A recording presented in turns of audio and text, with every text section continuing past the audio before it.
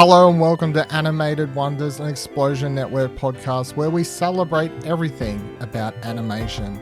This season on the show, we're talking about Cowboy Bebop.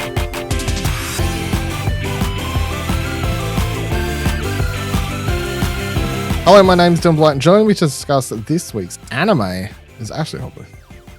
Dylan, excited to be here to jam. Today we are kicking off this new season where we will be discussing each and every episode of Cowboy Bebop, the anime, including we will get to it, the Cowboy Bebop, the movie Knocking on Heaven's Door, where we will slot that into its correct placement among the episode listing as we go here. I will say, note, before we kick into it, we are watching the episodes in proper order. However, as we continue through these episodes, and I say original air date, it is a bit all over the place because when they originally aired these episodes, they were all out the fuck. They were not released in the proper order.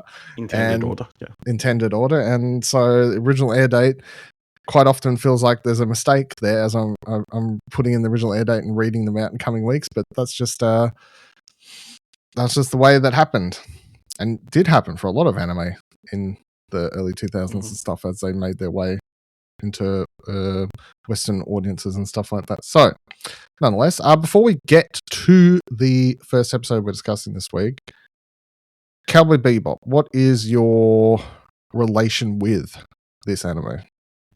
Well, I mean, it's one of those anime that you always hear about. I mean, I think it's probably one of the most widespread talked about anime outside of like the big three series, and it's like there's what, One Piece, Bleach, Dragon Ball, Naruto. That's probably like the most talked about anime series. And there's probably like the level below. It's like the critically acclaimed Evangelion, Ghost in a Shell, Cowboy Bebop. So I think that's why I'd heard of it before. Maybe finally got around to watching it like 10 years ago or something like that. I finally got around to I bought the Blu-ray set because I don't think I could find it. I didn't want to watch it.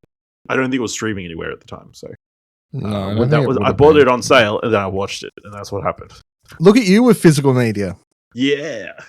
Go you. I think that's how it played out. So yeah, well, I think it was my second anime. No, third. It would have been my third. I think my introduction to anime goes Death Note, SBS 11 p.m. at night. I like this. Meeting a friend in high school who was like, I also like this, and then them being like, you should watch Hellsing. Then I think I got to Cowboy Bebop as I was suddenly like, oh, I've liked both these. Two other things I've watched, like what's next? And I think I got to Cowboy Bebop after that, when I think I went into Sanity or some shit, and I had a DVD box set, I don't know, something like that. So, yes, fan, early anime introduction. It is considered a classic.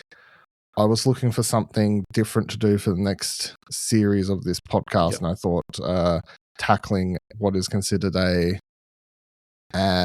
classic in anime history would be a fun one, and it helps that it's like a self-contained.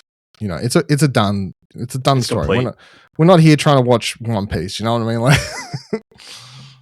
Welcome to season 26, but we just hit halfway through One Piece. We'll be here for a while, so yeah. We will be most weeks tackling 2 episodes in a go, but this week I just thought we'd start with just 1 episode as we get the series going. But every other week should be just going through 2. I think there's 1 week where I've put down just 1 episode as well, just to help break up the episodes a bit, but. Because maths, in the lead in, and then the movie is going to be its own episode as well when we get to that. But yeah, so this week we are talking about the episode Asteroid Blues. It was originally released September 3rd, 2000. Again, I'm using all the English release dates. Released September 3rd, 2001. Comes from Studio Sunrise, directed by Hoshiriku Takei, written by Keiko Nobumoto. And the synopsis is Spike Spiegel and Jet Black pursue two outlaws who are smuggling a reflex-enhancing drug, but Spike comes to warm up to one of his targets. So we just sort of covered, we've both watched anime before and everything like that. But what were your thoughts on this episode on the rewatch? And do you think that if you'd watch this episode as a standalone without, like if you watch this episode just by itself, would it make you want to keep watching the show? I think so. I think this episode does a really good job of kind of like setting up the world like very quickly. Like they set up interspace travel, there's bounty hunters, there's some sort of class structure, and it's got this space noir feeling about it. So I think it also, like at the very start, like teases like whether it's a flashback, flash forward, you don't know at the time, but like this massive shootout is the point that we jump into. We get kind of a tease, and then you've got the opening credits, which also weirdly a tease for the entire series, and like because you only get introduced to two of the main figures that you see in the opening credits. So it's like, oh, when are those people going to show up as well? So I mean, I feel like this is very common of anime. You have this really interesting opening episode because you need to get people in to at least give the first few episodes a try. So you got to go something exciting the first episode. So I think it's very effective in like setting up Spike and Jet as characters and setting up the world, or give you like enough of a taste to, you might not know the intricacies, but you're interested in like the world that this story is set in. I think that there's two the standouts for this episode that would make me keep watching if I hadn't seen it before would be the introduction, which I want to talk a bit more about in a second. But the introduction, I think, does hook you in a little bit of like, well, what's going on there? Like, is that past, future? Like, it doesn't tell you, so I want to go. But the show is just cool. Like, and that's the thing about Cowboy Bebop from the get go. I mean, introduction song, title sequence credits is just one of the coolest of all time. It's not one that I'd probably ever plan to skip on this rewatch, just because I'm always down for it. Always down the jam, man. You know what I mean? Like, I'm always down the jam. Do you skip the opening song of La La Land? No. Do I skip any part of La La Land? Damn right I don't. So I wouldn't hear. But so I think it's a very strong. I don't really do pilots anime, but it's a very strong first episode introduction to the series. All right, so when I've structured the anime watch alongs a little bit differently to the previous series where we've been watching movies. So there will be some elements here that, if you've been listening to any of the podcasts that we've been doing here on Animated Wonders, might make sense. But just because they play out a bit different and we're doing episodes and anime instead of film, I sort of thought might need a little bit of a change. So key episodic moments. I sort of want to pick 2 moments each episode to sort of focus on that I think are key parts, and just talk about your thoughts on those. So I put down the opening scene. So the first episode, and wrote down the first episode throws you into one big shootout scene with no context, although it establishes Spike's confidence and cheeky. Because that's the thing, like you click play, comes in, just the quick cutting, feet running, shoots, guns, bullets everywhere, bit of blood, close up on Spike's mouth, a little bit of a smirk with blood dripping down him and all that sort of stuff. It is such a like, what the hell is going on here? Like, and there's the episode at no point ever comes back to it. Even if you watch the episode for the first time without any context, you would probably, especially given how you're used to story structure these days, expect it to come back to that and give you a little bit more of a tease by the end of the episode. But you don't, and that's that's the thing. So yeah, what do you think of this? Like, especially watching it today in 2026. I mean, it's cool. It's definitely different to anything else, and like you feel like, oh, I guess maybe they're going to be telling this over the course of the series. Like we get little bits of this all the time and that kind of thing. So yeah, I mean, it's interesting. Like, it definitely sets up the artistic style they're going for as well. Like with the like the coloring and like of the red, like focusing on that. Like the thing that I was thinking on this watch was there's that shot of the flower on the ground, the rose, The rose, yeah. and then it goes from being blue to red. How do they do that in animation? Like I know how you do that on a computer. You like slowly grade it up, or like that kind of thing. Like, are you like taking that photo and then just changing the shade of the rose every single time? Maybe. Yeah, I don't That's know. crazy. So Possibly. yeah, it's a cool opening. I think, like you said, one of the key things there is like Spike, smirking or whatever in the final shot, and like it kind of sets this up as a character who's like not afraid of a situation like this. It's like, yeah, that's why I put down the Spike's key getaway. Yeah, confidence and cheek with what I thought, like, which are two characteristics that you get to seem fleshed out more throughout the episode, of course, especially once he interacts with the Katarina before jump on the plane and stuff like that. But it's sort of a testament to how good that this little section is here, that within such a short moment it can give you, even if subconsciously, give you an idea of this character and what they're about, I think. And I think, so then we got Asimov's final moments. So tragic ending that sets the series tone a bit, and then the death of Katarina feels sad. So I think you have this whole episode where they set out to get this bounty. The series sets up Jet's like, we got to get this money. Spike's chasing down this bounty. You think, I guess it's hard to put when you're trying to think about the first time watching it, but the way that this would play out in typical storytelling is he would catch the bad guy, he would get the bounty, it'd be happy days. yeah, and that's the sort of the hero's basic tale procedural version. Yeah, everything's basic resolved. procedural. But that's not the way that this show plays out. And this show doesn't, like, in that opening scene, a little bit of darkness, it teases with it, but then everything then onwards is very playful, very fun. So you sort of expect to get that typical procedural ending the way you'd expect it to play out. But then for Asimov's ship to be shot to fuckery, Katarina die as well, who Spike had grabbed onto. Katarina kills her boyfriend. kills her boyfriend, who's just hooked up on crazy drugs, just eyeballs literally popping out of his face, basically. And then they don't get the bounty, obviously, because he's dead. Zed's dead, baby. You can't take him in. So, yeah, I mean, how do you feel about the fact that this show does set that tone from the outset? Like, this isn't your typical sort of procedural story that you'd expect to see. No, I think it's definitely tone setting.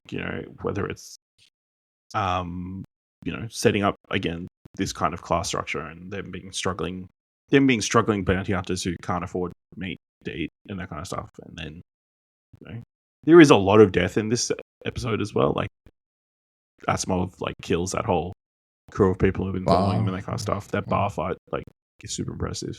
But yeah, I think this feeling of hopelessness, and I think it's the Katarina obviously feeling like Asimov doesn't really care about her. But there's a moment where she gets cut in the fake belly and all the things pop out, and he's more upset about the vials going missing than her nearly being shot. Her, and she's realized she's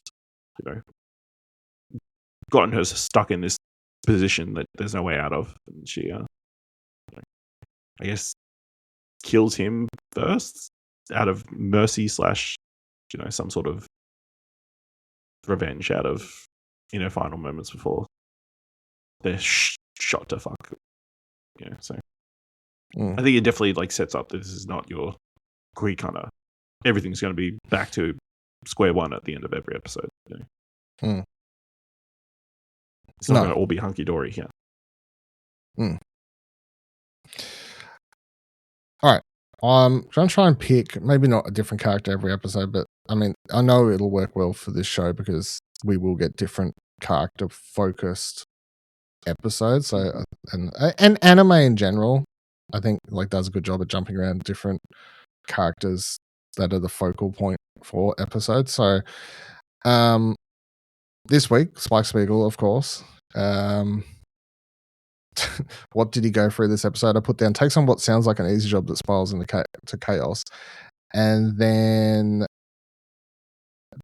questions I would sort of want to think about each week as we go through the podcast, or at least I'm going to try to look at for when doing the introduction is, do we understand the choices? How do we feel about this character after this episode? What are the more dilemmas or conflicts that the character goes through? So I put down chasing the bounty and putting Katarina in danger, even with a quote-unquote baby. And then what themes or ideas this episode exploring of this character story in this episode? And I put down establishes Spike's soft spot for women, which is a big part of his character, as we know. And it sort of makes more sense, I think, once you know the way the story plays out and how much his soft spot for women is part of his story. I think in retrospect, having that be a part of the first episode of the story makes a lot more sense in retrospect as we sort of get there. Yeah, what do you think about our introduction to Spike Spiegel this episode and any of those dot points there? Yeah, I think strong opening. Obviously, you said it. I think you set him up really well in this episode with him being both a fun goofball at times, like him stealing her hot dog and shoving it all into his mouth, and that kind of stuff. Being upset that there's no peppers and so there's no beef in the beef and peppers, But then he's also kind of like this Zen monastery kind of figure, like practicing his martial arts and going to visit like a sage person, like telling him like random things about his future and that kind of thing. So you kind of get those kind of elements to him as well. So, and then he's also a kick-ass fighter as well, that kind of thing. So it's hard not to think he's really cool at the end of this episode. Yeah, I think obviously a lot of different small breadcrumbs kind of being set up, like again with the women, and his like soft spot, I guess. Yeah, I mean, he was nice to her, but I don't think there was anything super special about the interaction outside of she was kind of this innocent bystander to this other person who was doing the wrong thing, which I guess also comes back to his story later on. So, yeah, I thought he was really good. So,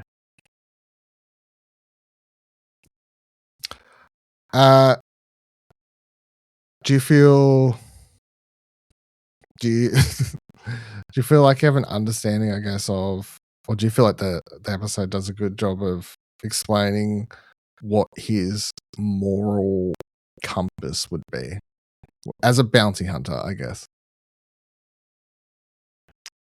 Not really. No.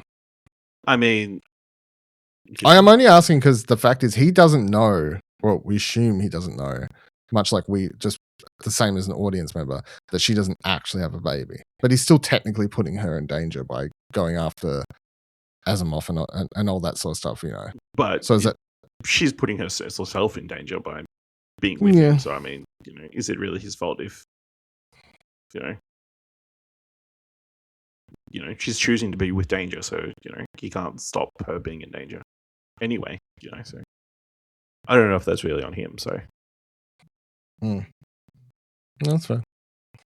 I just don't think that. Yeah, like it's an interesting one that by the time you reach the episode, you're like, what is his moral compass on this sort of stuff? Also, I don't know. Like, I love the show. I couldn't remember if she was pregnant or not. It's not like super obvious that she's pregnant. I think she looks pregnant. She is in the moment she walks into the bar. They do a good job, I think. She could just have a tummy. No, they make sure she's like doing a pregnant walk, I guess. I don't know. Also, I don't know if I ever noticed before, like that one shot of her like leaning over the bar, and the poker pot guys in the background. Well, there's just a clear shot of her breasts. Yeah. This show, look, this is anime, and this is that will not be the first time that a shot like that is used in this. Series. Fan service, I believe it's called. Fan service, as the fans like to call it. Nothing's changing here every week. Wondrous elements. Pick 2 elements of the anime that stood out the most for you. Animation, visual style, music and sound design, voice performances, world building, emotional impact.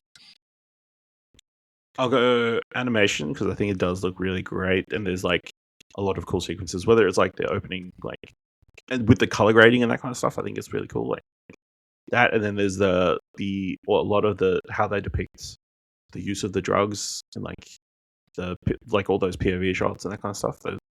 That was really well animated, put together. And then I'd say world building, just because this episode kind of sets up a very vast and interesting world in a lot of it in the background and that kind of thing, and or establishing shots and that kind of stuff. So, yeah, those are the 2 that stick out to me in this episode. I'll go animation, visual style, especially given it's the first episode and introduction to this world and these characters and everything like that. Like pairing everything you said, but then I'll go music and sound design, especially given that it's the first episode, and just take into account the introduction to the theme song and just generally the sound of Cowboy Bebop, I guess, and the type of music that it's the folk jazz, whatever jazz songs that the vibe this series chooses to go for. So that definitely stands out in the first episode of the series. Favorite scene, sequence, or character? I think I'm just going to say a shot because I mean there's lots of great stuff. I think it is when there's one shot where the belly is being cut open and all the vials are coming out, and they do like a 0.5 slow down of her with all these vials that are meant to, I guess, kind of symbolize blood and that kind of thing. I think it's like very short, but I think it's a really cool shot. I'm just pick the opening. Like I kind of forgot. It's been a while since I watched it, but I just forgot how cool that opening is before I just go anywhere else. Yeah, just like, hey, this is going on. And especially, it's always cool to watch it knowing where the series is going. Just in perspective of it also. Just you wait. Yeah, how's you going? It is definitely the sort of series that, and it's sort of different because we've both watched it before, but it's the sort of series that if you was watching it with someone new who hadn't watched it before, it's like sitting there watching that opening with someone who doesn't know where it's going. You could be like, just you wait and see how we hold on now. Hold on tight, Space Cowboy.